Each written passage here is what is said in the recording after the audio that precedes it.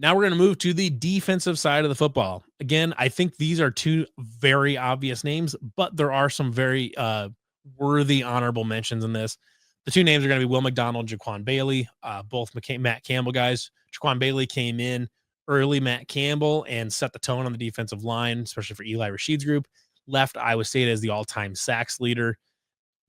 Not much to expound beyond that, except for the only reason that he is no longer the all-time sacks leader is Will McDonald, who left as the Big 12's all-time sacks leader, not just Iowa State's, but for the Big 12 conference. He left as the all-time leader in sacks. He was the most dominant pass rusher in college football his last season at Iowa State. One of the most unblockable defensive players I've ever seen at the college level. And he's now turning it on in the NFL, and he had a really nice 2024. And I think a lot of people have a very high hopes for him going forward. Jaquan Bailey didn't stick around the NFL as long, but I believe he was at one point is on a NASCAR pit crew, which is very interesting.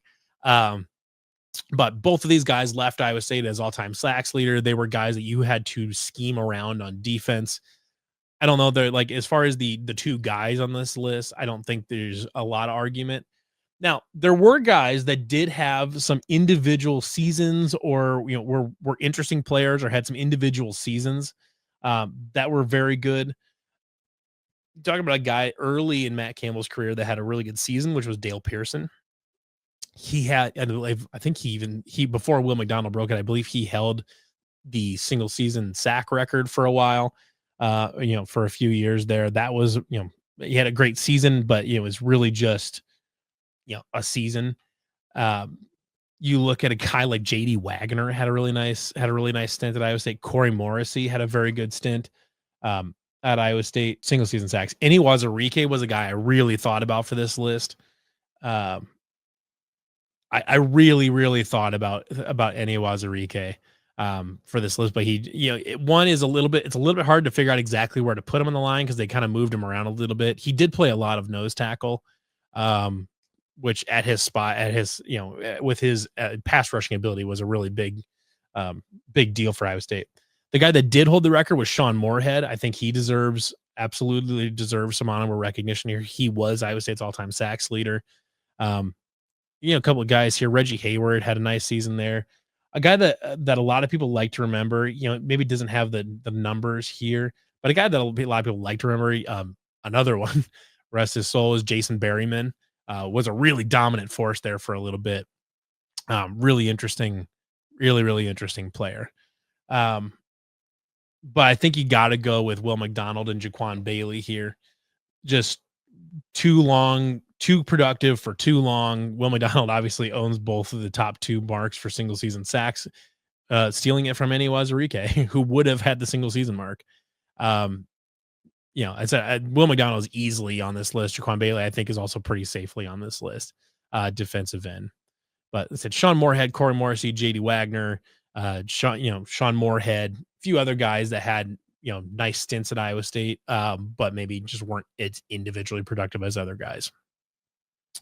The other defensive line spot. So I guess I should clarify this. I spoiled it with Brent Curvey, big play Brent Curvey, but the criteria I'm using, the way I'm setting up my defense here is, Iowa State's best defense of all time essentially is, Reggie Hayward is a great name there for the Dukester. I set this up in John Haycock's 3-3-5 because that has been the defense of this era of Iowa State. That is the defining defense of, the 21st century Iowa State football. So I think we're going to set it up, in John Haycock's scheme. So you've got two defensive ends, a nose tackle, three linebackers, three safeties, and two corners. Our defensive lineman here, our nose tackle is Brent Curvey. Brent, there's a few different names here. Eni Wazirike was absolutely in the conversation here, but he did play enough. He did play enough defensive end that I think it was kind of too much back and forth, kind of like if you were talking about baseball and you were trying to figure out if Mookie Betts was the best right fielder or the best second baseman in the game. He might be both, but you have to pick one. And if his time is split too much, then you can't necessarily put him at either one. But it's, he's worthy of consideration, frankly, for either defensive end or nose tackle, if especially defensive end, if Will McDonald and Jaquan Bailey weren't there, or if at least Will McDonald wasn't there. But I did want to go with big play Brent Curvey at the nose tackle spot. He was an absolute wrecking ball. On the defensive line there, was outstanding. He's a guy that you had to really plan around him. There you go, 7 sacks in a season, and 7 sacks in a season from a defensive tackle, from an interior defensive line spot, is very impressive. Just as I mentioned with Andy Wazirike there, had the fumble return against Baylor, for a touchdown. Just an absolute wrecking crew there. On a couple Iowa State teams that were, underachieving. Well, I guess I shouldn't say 2006 wasn't underachieving. They were in contention to make the Big 12 title game that year. But I really like Brent Curvey here. A couple other guys I think though that definitely got consideration for me. I had Ray Lima typed in here to start with. He was a transfer, but played 3 years here, and was instrumental in those the late aughts teams, the 2017, 18, 19 teams. Was really, really good. He's instrumental in making those defenses work by plugging up the middle. He had a great career here. I think you could absolutely look at a RJ Singleton. Had a great career here. You could, if he was at the end of this year, if we were doing this at the end of next season, you could look at Dominique Orange, I think, as being in this conversation. If you look at older guys, Jake McDonough had a really nice career here. There's a number of guys at this spot, but I wanted to go Brent Curvey. I think he's worthy of this. Also, just a really fun name. Who doesn't love big play Brent Curvey? So we are going to go with that for our defensive tackle / nose tackle spot. All right, linebacker is another one that is a difficult one to parse out. I think there's 3 that float to the top, but gosh, there's a lot of names that are at least worthy of being talked about here. Our linebacking crew is going to be AJ Klein, Mike Rose, and Jake Knott. I think these are 3 that make a lot of sense. I think those are the 3, the cream that rises to the top a little bit. But gosh, it would, like, AJ Klein was the first name I put down. But there are so many names on this list that you could talk about that, I think deserve consideration here. If you started the most recent and go back, Jake Hummel played right alongside Mike Rose, and you could argue was every bit as good as Mike Rose was. I think Jake Hummel could absolutely have a conversation for this. You look at Marcel Spears. Gosh, he had a good career at Iowa State, especially in the early part of the Campbell eras. Early part of the Campbell era, I think you would talk to those guys and be like, yeah, Marcel Spears was instrumental in making this whole thing work.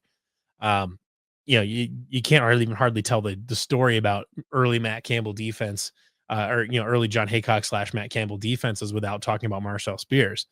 And then you keep going back just a little bit further, and you get Jeremiah George, was really good for Paul Rhodes.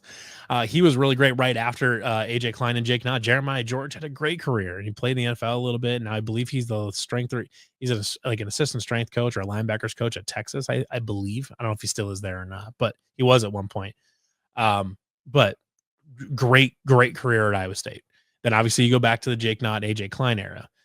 Jesse Smith had a nice little career before those 2 got there. You go back a little bit further and you go back to Alvin Bowen, who led the NCAA in tackles from the middle linebacker spot and then played for the Bills for a while. More than just a cup of coffee in the NFL. And then you go back just a little bit further and you go to Tim Dobbins, who was a tackling machine and also played in the NFL for quite a while. Was kind of just spent like a decade in the NFL just on practice squads and on the depth chart for the Chargers and things like that. You can go back and forth. You can go back and back and back. That you can keep picking up guys. Luke Knott's an interesting name. The problem is he dealt with so many injuries his career. I mean, frankly, like his brother Jake. But Luke dealt with so many injuries in his career. I would be curious to know what Luke Knott looks like on this. What his career looks like if he can stay healthy for all 4 years. I think he's a really interesting name in this, talent wise. But if you're looking at just the guys that put the career together, were just so good at their position, I think it's got to be these three. AJ Klein, I think, is the best name out of any of these. Had an incredibly productive career, then went on to play, over a decade in the NFL. I think he has an argument. He has one of the, maybe the best linebacker of all time in Iowa State. He's in the conversation right there with Matt Blair, as far as the best linebacker in school history. He it's right there. And Jake not, and then so let me pull up my records again. So if you go down to your career records for tackles, let me pull this up here. You will notice a couple guys. So Chris Washington, Keith Schrader, there's AJ Klein right there at 361, and there's his buddy Jake Knott right there, right behind him at 347. Those two were an unbelievably productive linebacking group, and they were truly the face of those Paul Rhoads programs. Though AJ Klein and Jake Knott, they were the best linebacking duo. You could probably argue the best linebacker duo in college football there for a year or two. They were unbelievably good, and I like, you can't really talk about one without talking about the other, in terms of just what they did in an Iowa State uniform. There's the legendary story of Jake Knott during the Baylor game his senior season, dislocated his shoulder in the game and then went to the sideline and popped it back in himself and then played the rest of the game. And I think I've heard that he did it twice in that game too, but I don't know for sure. I know he at least did it once, where he popped his shoulder back in himself and then went back right into playing. The guy, eventually ended up being to his detriment. But I think, man, Jake Knott's just an unbelievable player, alongside AJ Klein. Mike Rose came in, started as a true freshman for Matt Campbell, was an excellent middle linebacker his true freshman year, was asked to move outside, which was out of position for him, and just had continued to have one of the most productive careers that an Iowa State linebacker has ever had. Had a shot at the NFL, may still at some point, but gosh, he's what a player Mike Rose was. Like I said, there's a number of other guys that are really interesting here, but I think those are just the three that I think float to the top. Okay, here is another extremely difficult position for Iowa State, which is cornerback. So cornerback has a number of names here. Like I said, there's a couple that float to the top. I had to pick two, but I think you could make an argument for a really good argument for four of them. I just had to kind of pick the two that felt right. And you could maybe say a fifth one, depending on which position you put him at, because he kind of went back and forth a little bit. I did include him on this list, just not at this position. So my two corners on this team are Ellis Hobbs and TJ Tampa. Ellis Hobbs was an early 2000s guy for Dan McCarney. Was an excellent all-around guy, returned kicks and punts, but was just a really good corner. John Gruden name-checked him in his little 5-minute spiel video last week. He was just a really good corner, played in the NFL for quite a long time. Just a great athlete. Not necessarily a lot to say about him necessarily, other than that he was just a really good corner. I was going to see if I could find, I believe he's on Iowa State's career interceptions list. He's right up there. So Ellis Hobbs, well, he's actually not, but Jake Knott actually is. Oh no, Ellis Hobbs there is. He's sitting at 6th with 9. So he is the leader in interceptions on anybody that's played since 2000, by himself, right ahead of Jake Knott. Really great corner right there. TJ Tampa is who I went with the other one. TJ played 4 years here and was just really good for all 4 of them. He was a true 100% lockdown TJ, Tampa Island. Honestly, frankly, his last 2 years at Iowa State earned him an early, a day 2 pick in the NFL draft, where he's playing with the Ravens now, and I believe they really think he's going to jump up. A couple guys here, though. There are a couple guys. Yeah. So Dukester he found one of the guys that is I was right there with him, and I went with TJ Tampa. Leonard Johnson is absolutely one of them. Was one of Iowa State's best defensive player. up until AJ Klein and Jake Knott got there, or until they really took off. Leonard Johnson was arguably the best defensive player. He was a very good corner. He was on that, is an instrumental part of that 2011 team, returned punts and kicks. Great player, even, had spent some time, a decent amount of time in the NFL. This is, the difference between TJ Tampa and Leonard Johnson, I think, is splitting hairs. If you had to ask me to pick one for a team, I think I'd probably take TJ Tampa because he's a little bit bigger and more athletic. But I mean, in terms of production and what they meant to their teams, Leonard Johnson wasn't necessarily as much of the shutdown corner, but he picked off more passes, I think. But I mean, TJ Tampa just eliminated the side of the field. Leonard, like I said, there's 4 of them. There's 4 corners that you can consider for these 2 spots. I just kind of had to pick 2 of them. And maybe you could say TJ Tampa is some recency bias, but I think, I think he's worthy of that spot. But Leonard Johnson certainly has a great argument. The 4th guy here that I think deserves a shout out, deserves recognition here is Brian Peavy. Was late Paul Rhodes, early Matt Campbell guy. A little undersized, but played really well. He was a good shutdown corner. Just did a great job there. Played a long time, played a lot of snaps. Just a super productive guy as far as, doing his job. When Brian Peavy was on the field, you knew he had his guy locked down. You were never worried about him blowing a coverage or anything like that. Just super consistent. Brian Peavy, like I said, Brian Peavy is the 4th guy I think absolutely deserves consideration on this list.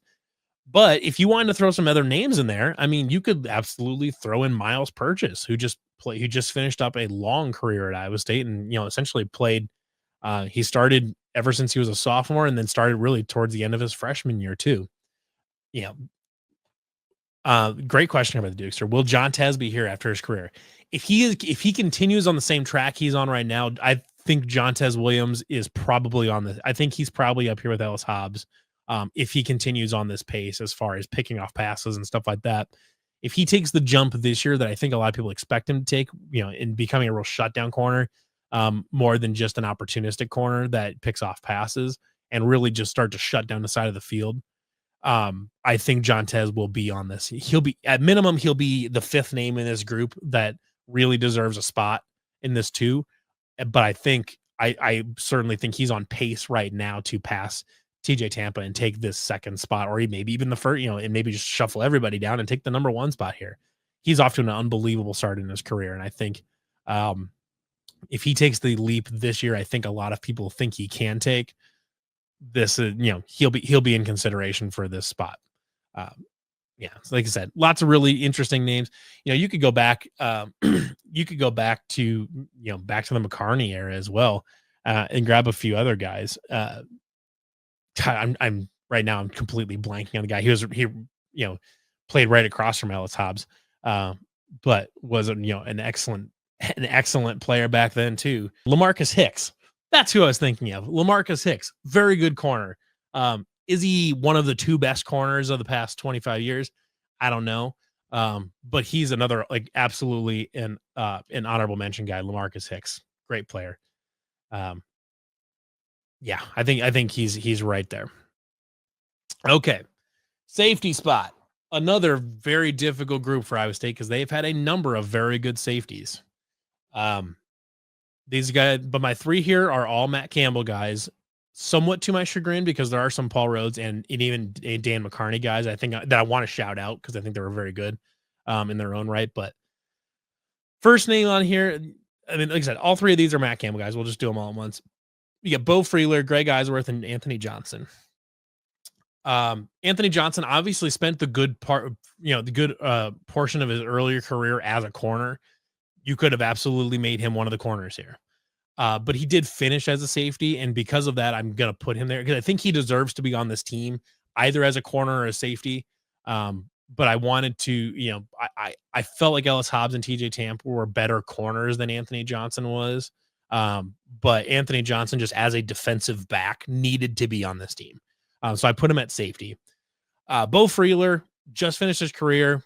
I don't think you would, Matt Campbell has talked about Beau Freyler at great length about how he just is what Matt Campbell wants Iowa State football to be. The true Iron Man.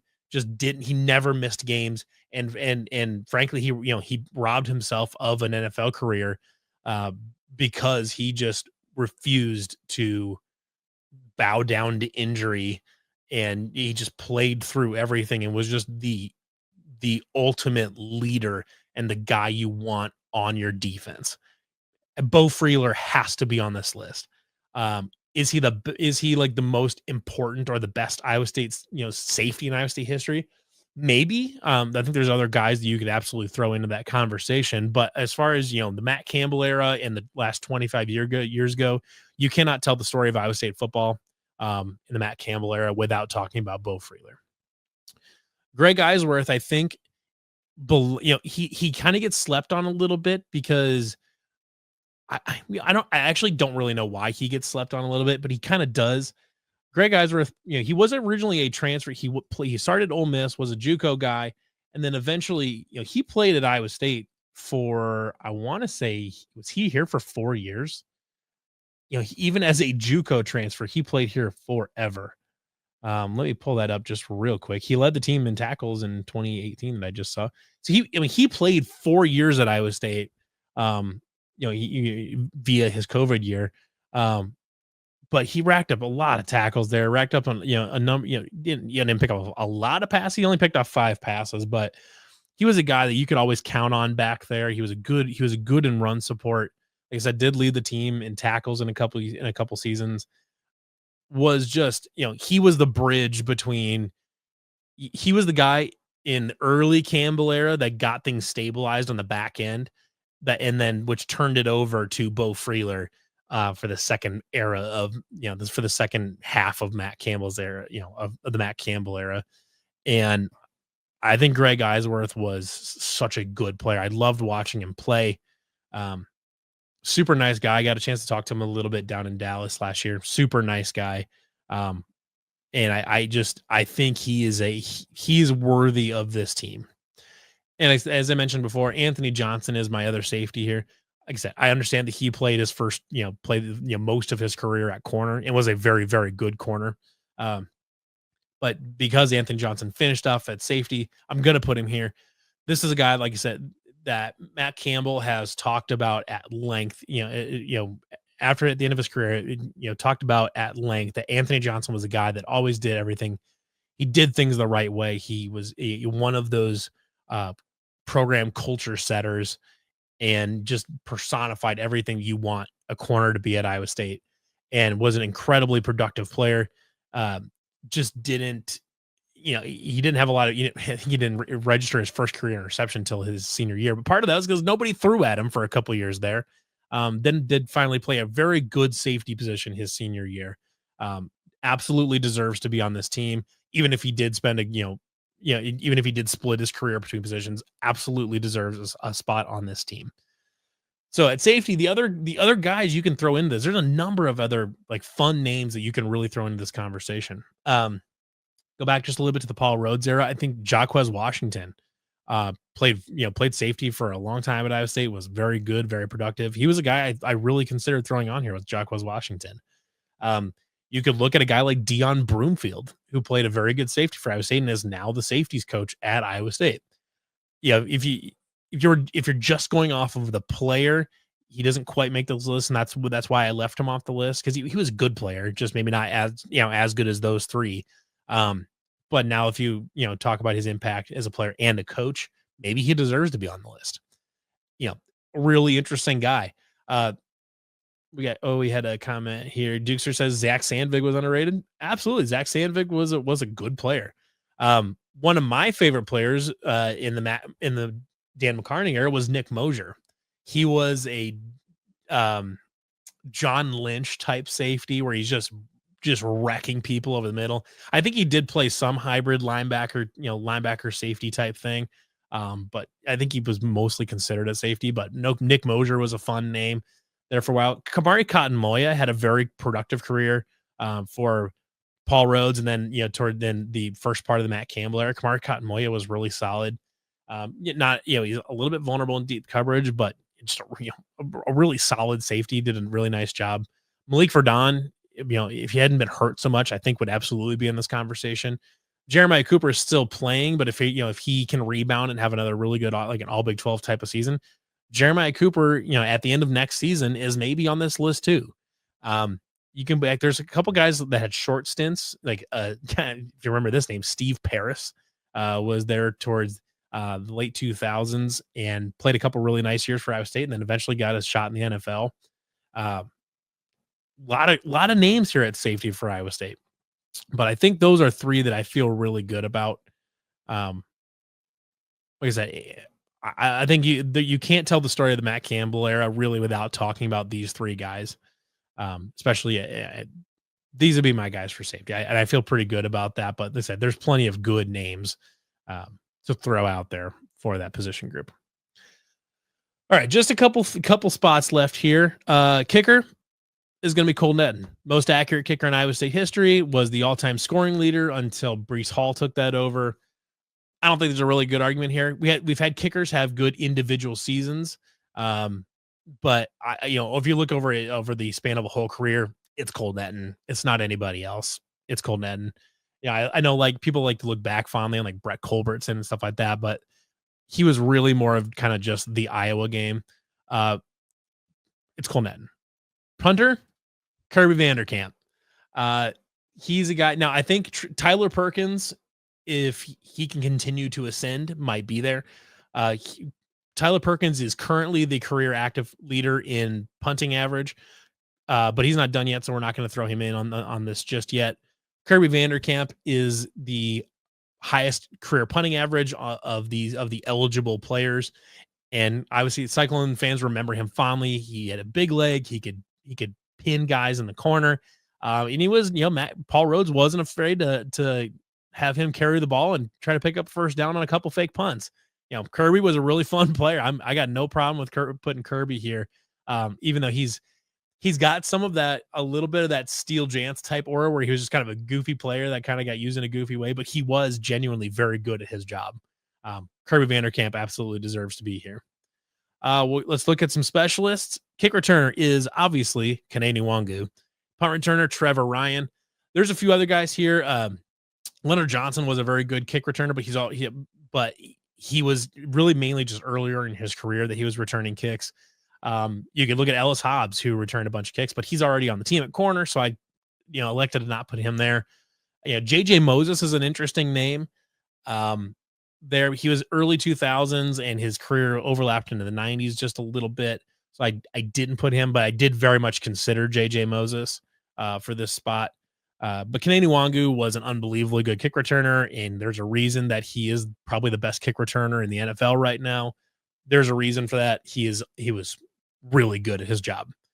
Trevor Ryan is an interesting. So Josh Lenz is an interesting name at punt return. I have no problem with putting Josh Lenz there, but if you look at Trevor Ryan, he's right there. If you look at career punt return touchdown, Trevor Ryan returned multiple punts for touchdowns. He is currently sitting. Let me pull this up. Actually, I can just show you. If you look here, look at our punt return stats right here. Trevor Ryan's right there, in punt return average. Funny enough that Alan Lazard there is in punt return average. He returned punts a couple times this freshman year. But you look here, Trevor Ryan is fourth in punt return average. Ryan Baum is up there. It's kind of weird. But he's also one of only a few guys to return multiple punts for touchdowns, special teams touchdowns in general. He's right there. Jarvis West is an interesting one. Jarvis West is the only other player I think that's worthy of consideration as a kick returner. But it's got to be Trevor Ryan, I think, for that punt returner spot. He was just a really, really good player. So that is our Iowa State all-century team. Like I said, some of these were slam dunks, very easy guys to put in their spot. Brock Purdy, Will McDonald, guys like AJ Klein, guys like that, and lots of them that you're really splitting hairs, and you're just trying to figure. Sometimes it's just personal preference or who you grew up watching, or maybe just recency bias factors into these a lot. But Like I said, lots of Matt Campbell guys, and deservedly so. There's a reason that this is the best era of this is the best stint of Iowa State football ever, and it's not even particularly close. And there's a reason that Iowa State players are really showing up in the league in high profile positions. But Dan McCartney has a number of guys on there. Paul Rhodes has a couple guys on there, are at minimum that are worthy of consideration too. So